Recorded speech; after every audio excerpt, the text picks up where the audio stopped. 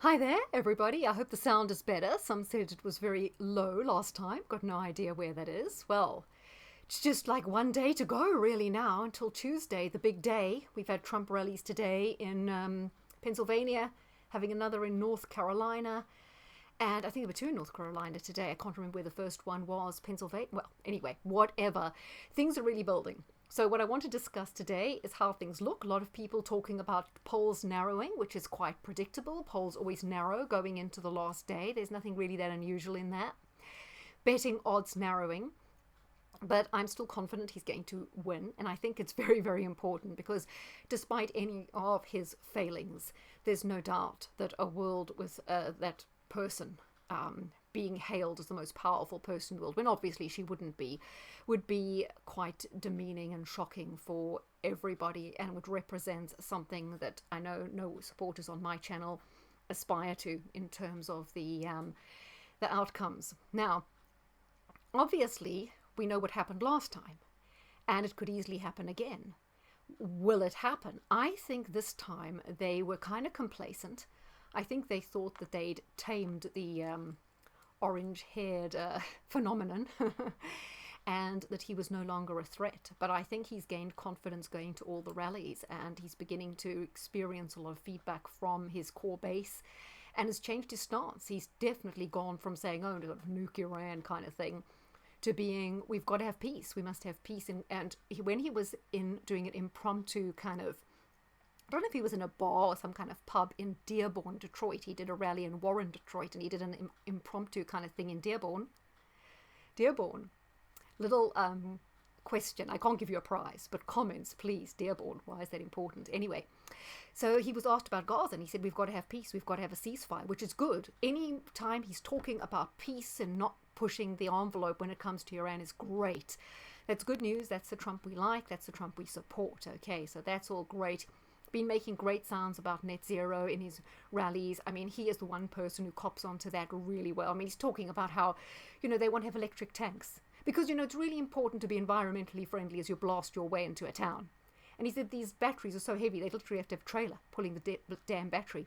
I mean, where are you going to recharge your tank in the middle of a war zone? This is this crazed thinking that we're going through. And he is the one leader that speaks back and pushes back powerfully against it. So I was thinking that they were maybe complacent, thinking that he's tamed down, he's toned it down, and they can control him this time. But I don't know if he's just going off script now and they're getting worried, so they might be thinking they need to get the steel in. Let's hope they don't. I don't think they're going to. I think he is going to take it, but I want to go through some of the states that I'm interested in, and I'll be watching and discuss prospects for all of those. As you can see, some themed clothing going on. Right. I was noticing on Facebook there was a picture someone put up of these about 4 or 5 blonde women in their jeans. They're all wearing masks and they're getting out of an airport somewhere saying they are going to campaign for Kamala. And I'm thinking, well, the key is they didn't actually say they were supporting of Kamala, but with the masks, that's what they would be doing. I noticed another post. Now, it's strange. I mean, I had some people say to me, Trump's going to be a dictator. Well, but you had 4 years of him and nothing particularly radical happened that affected anyone's life apart from, your economy was doing a lot better, jobs were being created, and, you kind of had some normality in your country. But it's strange. A lot of people, they don't dip into politics. They've got a very, very, very strong opinion on Donald Trump, but they admit they don't follow politics very closely and they haven't really dipped into it. So you wonder how much their views are just shaped by the general society or whatever. So I saw another post on Facebook and this person said, I support women's reproductive rights, and my America is about women's reproductive rights, Black Lives Matter, support for sexual minorities and trans, and equal rights for all and refugees welcome. Now, those are all human rights issues, which I'm sure are already adequately protected in America, but do you note how in Britain we have it too? They've redefined the values and the basic values and tenets of being British and American as just being about diversity and refugees welcome. That's all. There's nothing else. Those things are great, but they're part of human rights. We want them. But I mean, that's not about jobs, economy. all that falls apart if you don't have strong economy, right, and create jobs and have a manufacturing base. So people who are voting on the basis of those are kind of missing the point. Those things come, if you think of what Maslow's hierarchy of needs, if you can't eat, those things are not really going to be prioritized. Those things are now something that is prioritized in America because it does have this base of great success and they've built it up. But if you tear it down without the core principles of economy, jobs, none of that other stuff takes place. And I also think, for a country like America, what are its core values? It's being pioneering, innovative, imaginative. Just think of the vast expanse of that country that's been carved out into productive farmland, manufacturing, transport, the beautiful, huge buildings in the cities. Maybe not everyone thinks they're beautiful, but skyscrapers, whatever. And in 500 years, from nothingness, from a wilderness, this was all created. The values of Americans are hardworking, having vision, being adventurous, and competitive.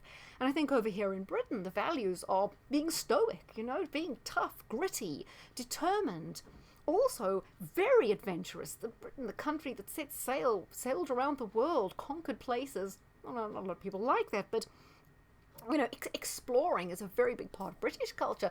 Going to the summits, going down to the South Pole, the North Pole, wanting to explore all space in terms of America, more so than Britain. But Britain was known for exploration. It's known for fair play and sportsmanship. I mean, the country that established cricket, rugby, tennis, and the rules of football and the sports that are loved around the world. Love of animals, also creativity, innovation. So they've put all those values aside and they've just kind of reduced it to these cultural Marxist sort of, in some cases, Aleister Crowley-ish values, which is just kind of do what you will, 'tis the whole of the law, don't have anything restrained, tolerate absolutely everything no matter what. Okay, enough of that. Let's talk about some states now. I note that Trump is really plugging North Carolina in terms of the rally, so he must be a little bit worried about North Carolina. It's an important one.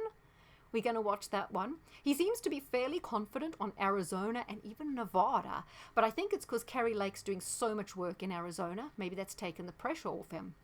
I'm positive he won New Hampshire in 2016. Didn't manage to win it last time, and he seems to have forgotten about New Hampshire. So maybe that's drifted away from him because of the industry. I thought that would be a good one for Trump. People are saying Iowa is a difficult one, and they're saying, oh, well, maybe that's a red herring, but I do think Iowa is a problem, and I'll say that the senator there for Iowa had strong connections with China, and he often boasted about how Iowan farmers were doing well because the senator who had connections to China had organized these deals. And then I think he made that guy ambassador to China, and I think there's some sort of issue there that Iowans didn't like. I can't remember the reason, but it might be that Iowa is a struggle because of this whole China connection. So maybe that Iowa is a bit difficult. Okay, Pennsylvania. Well, according to Elon Musk, Trump is smashing it in Pennsylvania. I know it's an absolute must-win. It was stolen last time because of the huge metropolises of Philadelphia and Pittsburgh. It's easy to steal there. Musk did have up on there you go. There's the map. We'll have a look at that just now. I don't know if I can get... Anyway, Musk did have up a tweet that it's in the bag in Pennsylvania. The one I'm interested in is, now you can see there, West Virginia is pretty red.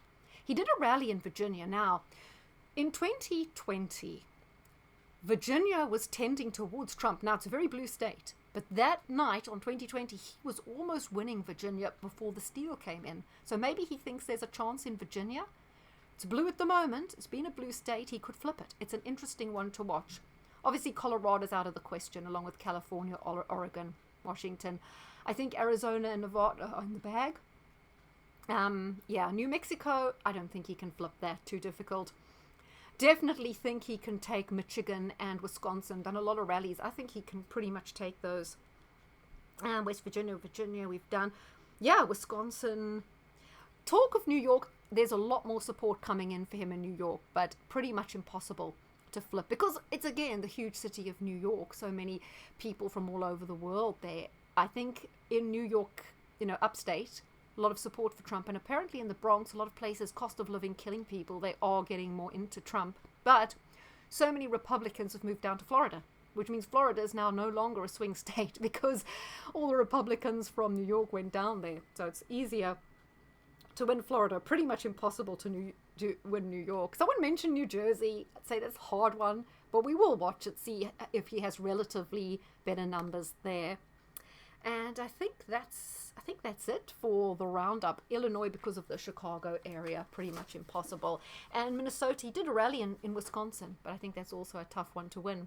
So those are the states I'm looking at. Those are the sort of ideas that I have going into the election. Still feel fairly confident, but after last time, you never really can be. I think it's absolutely essential. And like I say, he's kind of likable. I mean, you can be very disappointed with some of his things that he did. But at the end of the day, million times over, rather have him and the way he annoys all the right people. And he is an incredibly motivating force for nationalists, and he can set the whole nationalism thing on fire. We need this boost right now, especially with what's going on in the UK. I think it can only be helpful for all of us. So guys, enjoy. I've put a few bets. I will reveal which bets I won when the results come in.